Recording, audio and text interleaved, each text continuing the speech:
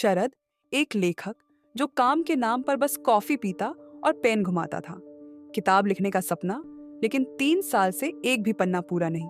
Boss रोज धमकाता, शरद काम करेगा या इतिहास में खो जाएगा। मकान मालिक भी दरवाजे पर खड़ा रहता, किराया दो या सामान लेकर निकलो। शरद की हालत ऐसी कि वह खुद अपने ख्वाबों को फालतू समझने लगा। एक दिन वह पार्क में बैठा अपने हालात पर आंसू बहा रहा था कि तभी उसके पुराने दोस्त बंटी से सामना हुआ। बंटी, जो कभी स्कूल का टॉपर्स था, अब नशे में टॉप पर था। बंटी ने शरद को नीली गोली का एक पत्ता थमाते हुए कहा, भाई ये खा ले, इससे तू खुद को आइंस्टीन समझेगा।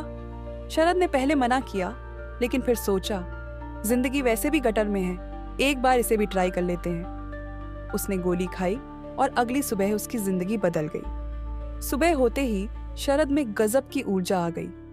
ऑफिस पहुंचा तो सारे पेंडिंग प्रोजेक्ट्स ऐसे खत्म किए जैसे कोई वीडियो गेम खेल रहा हो। 2 दिन में किताब भी खत्म कर डाली। शरद अब दफ्तर का स्टार था, लेकिन कहानी यहीं खत्म नहीं होती। जैसे ही गोली का असर कम हुआ, शरद फिर पुराने हालात में लौटने लगा। बंटी से फिर मिला और इस बार उससे पूरा गोली का पैकेट लेकर आ गया।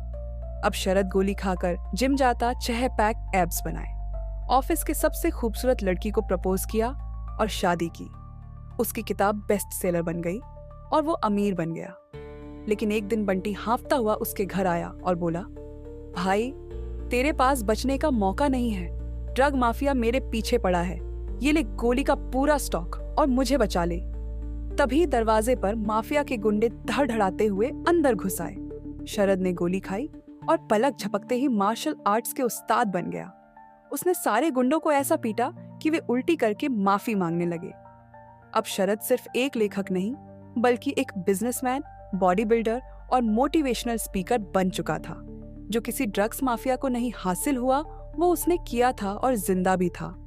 लेकिन शरद ने यह समझा कि असली ताकत किसी गोली में नहीं, बल्कि आत्मविश्वास और कड़ी मेहनत में होती है। अब वो गोली के बिना भी सुपर शरद बन चुका था। उसकी पत्नी भी खुश थी कि उसने वो गोली खाना बंद किया। पुलिस ने वो फैक्ट्री भी सील की जहां गोली बनती थी। लेकिन एक दिन शरद चुपके से एक इंजेक्शन लेते हुए दिखाई दिया। उसने गोलियों को लिक्विड में कन्वर्ट किया था और जब भी कोई महत्वपूर्ण काम उसे मिल जाता, वो इंजेक्शन ले लेता, क्योंकि वो अब उस फॉर्मूला की कंपनी का खुद मालिक था। उसने अपने हाइपर एक्टिव दिमाग से गोलियों में से जानलेवा तत्व निकालकर उस दवाई का प्रोडक्शन सिर्फ उसके लिए शुरू किया था। उशो वो दुनिया का सबसे पावरफुल आदमी था।